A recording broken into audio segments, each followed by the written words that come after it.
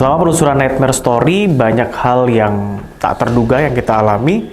Entah sebelum proses syuting, kita briefing dari studio di dalam mobil, sampai syuting berlangsung, bahkan sampai syuting sudah selesai pun kadang masih ada hal-hal yang tidak terduga yang kita alami. Entah badan tuh kadang tiba-tiba lemes, bener-bener kayak tidak antusias, kayak pingin buruan selesai, sampai ngeblank, bingung mau ngomong apa gitu. Itu sering banget terjadi. Pusing, bahkan sampai maaf nih kayak rasa mual, sampai muntah, itu juga terjadi. Untungnya masih dilindungi sama yang Maha Kuasa sih. Nightmare Story pernah mengeksplor beberapa bangunan tua yang terbengkalai. Ada rumah kosong, restoran, hotel, villa, hutan, alam-alam kayak kedung apa itu di Boyolali juga kita pernah. Ada juga rumah sakit ya, rumah sakit terbengkalai, bekas puskesmas gitu pernah kita telusuri. Tempat hiburan juga pernah kita telusuri, dan beberapa tempat lainnya yang mungkin agak lupa juga untuk saya sebutin. Selain beberapa tempat yang saya sebutkan tadi, ada satu spot yang tidak bisa dianggap remeh karena memang selalu memberikan energi yang luar biasa, atmosfer yang sangat mencekam di sana. Yes, pemakaman tua. Salah satu spot paling menarik untuk dieksplor. Beberapa pemakaman pernah saya kunjungi dan semuanya bukan makam sembarangan loh. Punya banyak cerita mistis, punya banyak legenda. Ada yang mulai dari pemakaman umum, tapi banyak sekali cerita horor dari masyarakat sekitar. Ada juga pemakaman yang kayak petilasan dari sesepuh desa gitu, juga pernah kita eksplor. Di episode kali ini, saya akan mengajak Anda, kerabat Nightmare, ke makam-makam yang memiliki kisah mistis luar biasa.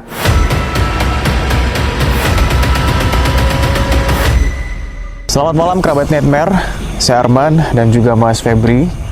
Kali ini sudah berada di lokasi yang cukup angker dan cukup keramat, karena malam hari ini kita berada di sebuah makam tua. Jadi ada dua makam di sini, dan katanya sih ini adalah makam leluhur gitu Mas. Orang sekitar bilang ini adalah makam dalang. Ada suara orang batuk cuy.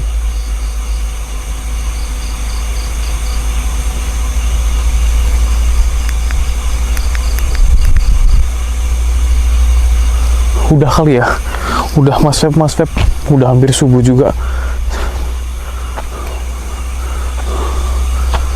Mana nih Mas Febri? Cuy, aduh cuy, nggak datang.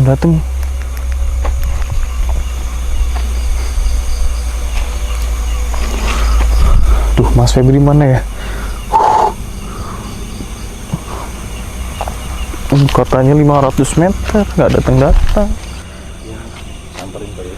Samperin. Itu sebenarnya dari tadi udah dikepung. Udah dikepung. Karena kita sampai Aduh, ya Allah. Bayang. Katanya 500 meter nggak datang cuy.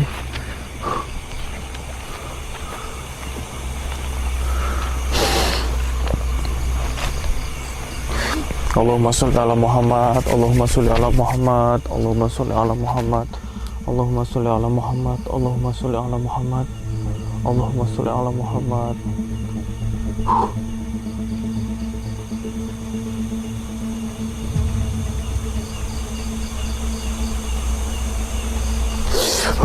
Allahu Akbar, Allahu Akbar, Allahu Akbar, Allahu Akbar. Aduh, mana sih Mas Febri?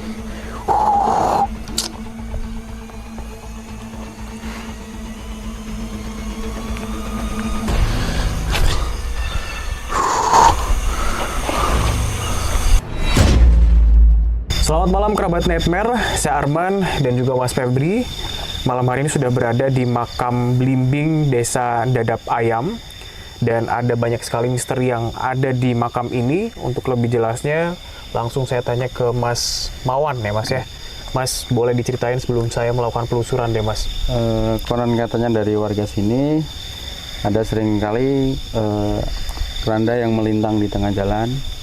Setelah itu banyak sekali sosok-sosok yang sering digangguin lewat sini. Sama ada dulunya dari warga orang-orang tua dulu. Itu ada Banaspati yang sering muncul di sana. Di sebelah kirinya pohon asam itu, asam Jawa itu. Oh, dua asam itu Iya. ya? Dua asam itu ya? Ya, Banaspati. Api berarti ya, Mas? api yang keluar.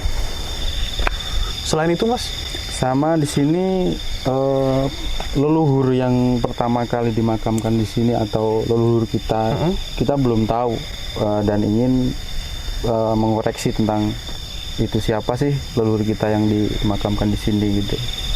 Tugasnya Mas Febri berarti nanti ya, kita mencoba ke masa lampau siapa sebenarnya leluhur yang ada di sini. Tapi kalau yang keranda melintang itu berarti semacam lampor gitu, Mas, atau gimana? Terbang atau cuman di jalan? Kalau misalkan banyak yang cerita sih cuman tahu-tahu di situ gitu kok, melintang situ gitu. Oh, berarti menghalangi jalan ya? menghalangi Tapi kalau menghalangi jalan, emang jalan ini menghubungkan mana sama mana, Mas? ini menghubungkan antara dua desa. Yang sini kan ikut Kabupaten Semarang, yang sana udah Kabupaten Boyolali. Oh gitu, Ya. oke. Jadi perbatasan ini Semarang paling ujung. Kalau dari Mas Febri gimana nih, Mas? Sebelum saya mulai masuk ke dalam makam, terus juga coba lihat atmosfer yang ada di bawah pohon asem tadi. Kita berdiri di sini pada malam hari ini ya, Mas. Energi yang saya rasakan cukup besar ya. Iya. Dan betul ada sosok Banaspati itu. Jadi keluarnya itu di antara pohon asam itu sama pohon kamboja itu di tengah-tengah situ. Oh, Kamboja yang di luar area makam itu Betul, ya? ya. Oke. Kalau nih, tadi kan Mas Mawan bilang pingin tahu sebenarnya leluhur yang ada di sini, berarti nanti kita mungkin mencoba mediasi kali ya? Kita nanti coba gali lebih dalam ya, Mas, ya, supaya ya semoga saja nanti bisa tahu lah. Gitu. Oke. Dan kerabat Nightmare, selain penelusuran malam hari ini yang ada di makam, Anda juga bisa melihat video penelusuran, bisa diklik di makam Desa Pucung. Sebelumnya kita sudah sempat ke situ juga, Ya, dan kita mencoba bukan mengcompare ya, bukan membandingkan atmosfer, cuman ya masing-masing makam punya cerita. Malam hari ini kita coba kuak cerita yang ada di makam Blimbing Dadapan Ayam. Ikuti penelusuran saya. Dua pohon asem, itu ujung keranda.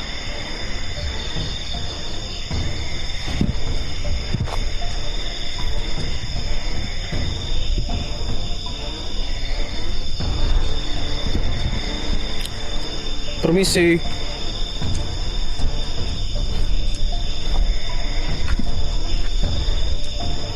Sisi luar makam.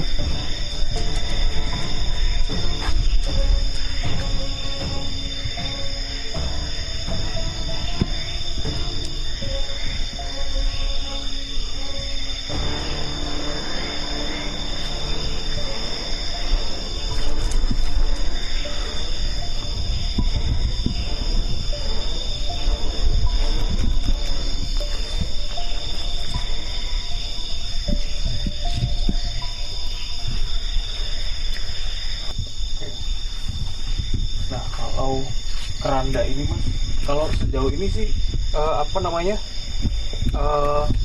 atmosfer yang di dalam makam ini jauh lebih sejuk ya, lebih sejuk. Sedikit penasaran sebenarnya, kijingnya itu kecil-kecil, Mas. Kijingnya kecil-kecil. Cuman saya mikirnya, oh mungkin karena apa namanya, karena lahannya sempit, jadi memang kijingnya dibikin kecil-kecil, cuman buat nandain aja gitu. Tapi sempat kepikiran, apa jangan-jangan ini makam bayi semua gitu, tapi kayaknya enggak sih, karena Enggak, kalau makam bayi. waktu saya lihat nama-namanya ada beberapa gelar yang kayak hajah atau apa, jadi oh berarti mungkin memang sebatas penandanya aja yang kecil gitu. Kalau keranda ini, Mas, Yang sering kali kayak menggeser terus kayak apa ya? Menghalangi iya, jalan menghalangi itu. jalan itu.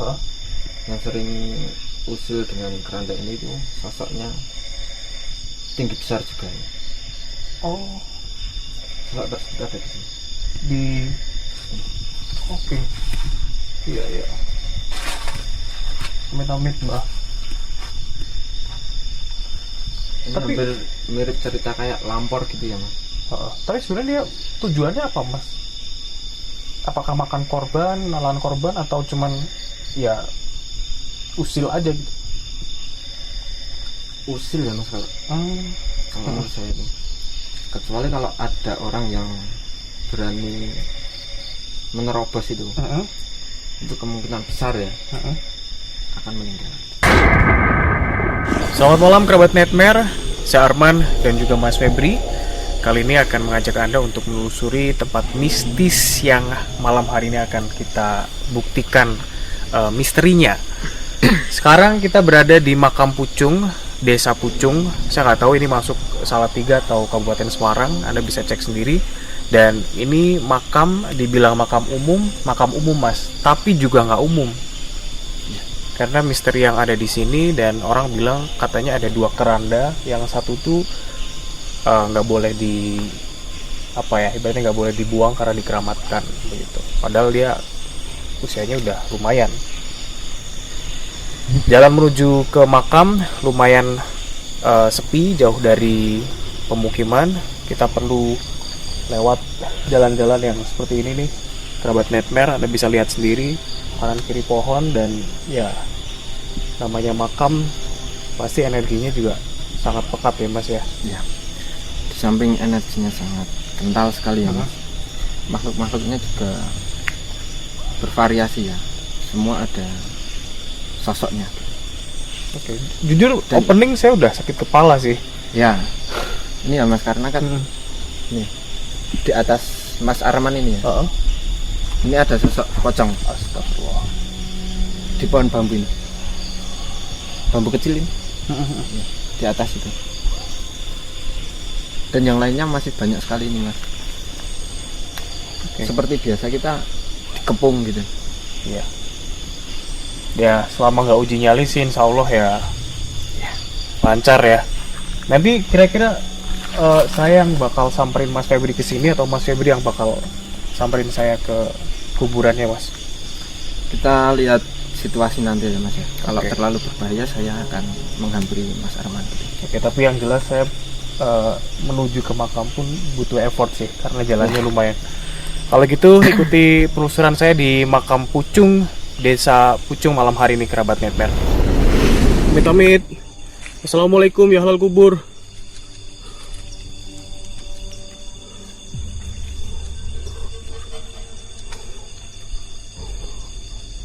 Allahu Akbar, Allahu Akbar.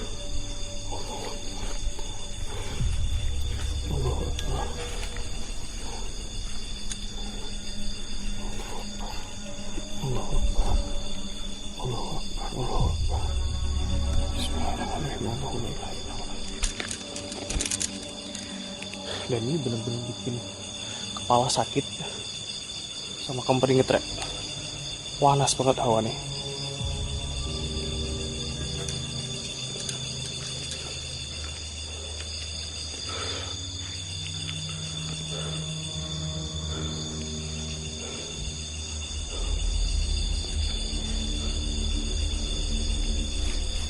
Permisi. Ini sampai mana ya?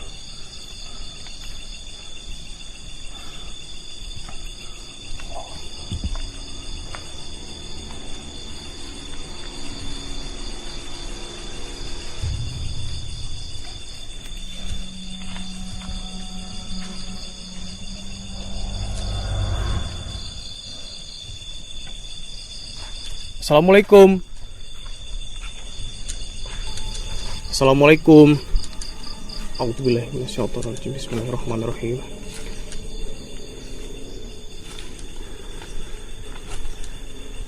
Assalamualaikum.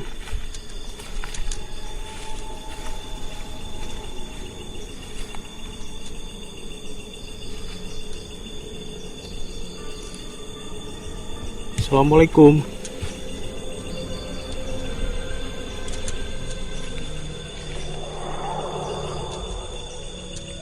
Bismillahirrahmanirrahim.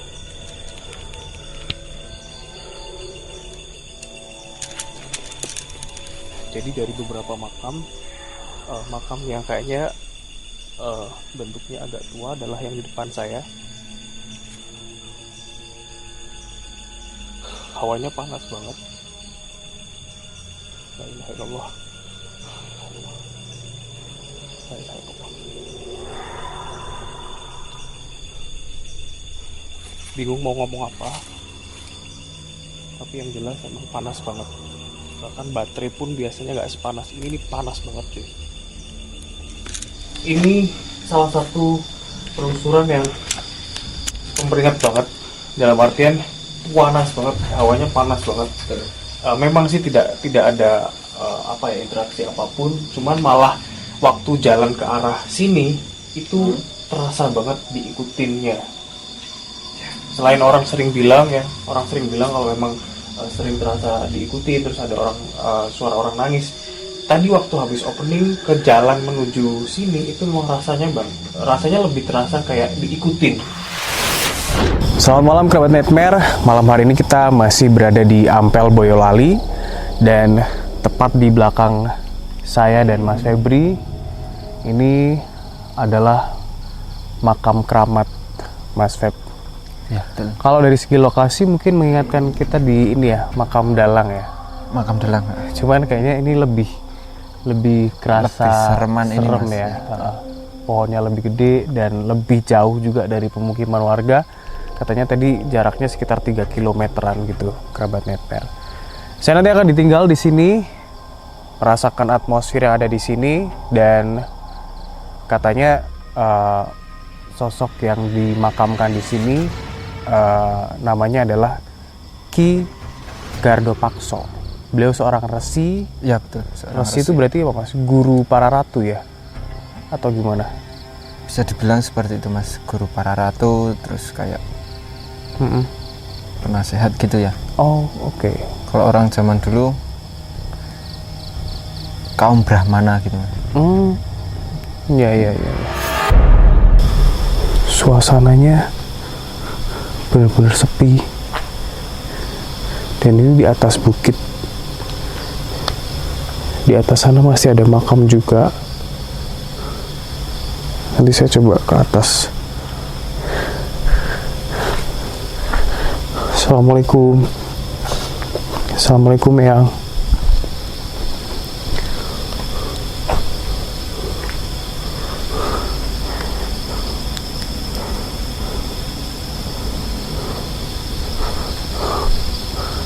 Nah, di makam Dowo atau makam sepanjang yang di Ampel ini sebenarnya karena ada ini juga nih, cuy. Jadi ini seperti kuburan panjang, tapi sebenarnya isinya tuh kayak senjata atau gamelan atau pusaka gitu-gitu. Kita coba ke atas ya. Bismillahirrahmanirrahim. Assalamualaikum. Assalamualaikum. Baunya wangi.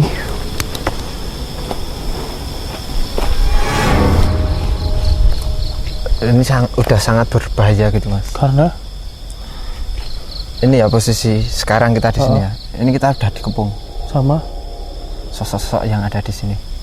Dan dari tadi pun kita dilingkari oleh sosok naga. oh naga putih Naga yang putih diceritain itu ya. Nah. Nah, baru saja kita lihat beberapa episode dari penelusuran di makam. Dan dari sekian banyak makam yang pernah dieksplor, ada satu makam yang punya atmosfer sangat kuat, cerita mistis yang sangat menyeramkan. Bahkan untuk menyebutkan nama makamnya saja tuh kayak dalam hati tuh kayak harus bismillah, harus amit-amit, harus nggak sembarangan ngucapin gitu.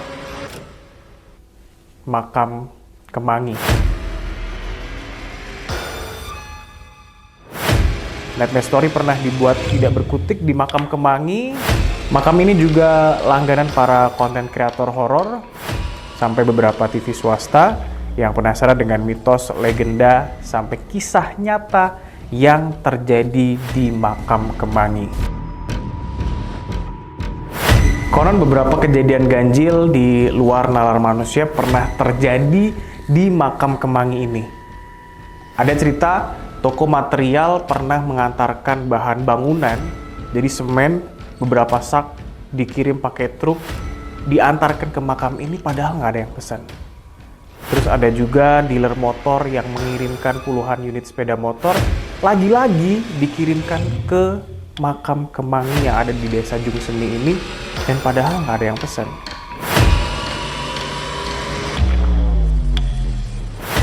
Pernah juga ada kejadian orang hilang ditemukan di desa seberang.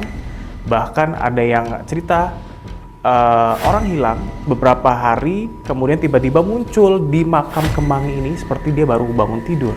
Ada juga cerita dari beberapa sesepuh warga desa Jungsemi beberapa tahun silam, pohon yang berusia ratusan tahun di Makam Kemangi itu pernah roboh, dan keesokan harinya warga siap-siap ya untuk bergotong royong ya biasa untuk merapikan dahan-dahan yang pada jatuh gitu-gitu. Ternyata semuanya terkejut setelah datang ke Makam Kemangi, pohon itu sudah berdiri kokoh lagi. Ini nggak masuk akal sih beneran, Makam Kemangi sebegitu mistisnya. Nah, untuk mengobati rasa penasaran, Nightmare Story akan kembali ke Makam Kemangi, dan lagi-lagi kita akan melakukan penelusuran secara live di sana, no edit, no cut. Tonton live streaming penelusuran Makam Kemangi pada hari Jumat 1 Juli 2022 jam 9 malam di Gajah Mada Group Channel. Pastiin Anda sudah subscribe YouTube Gajah Mada Group Channel. Temui saya di Makam Kemangi.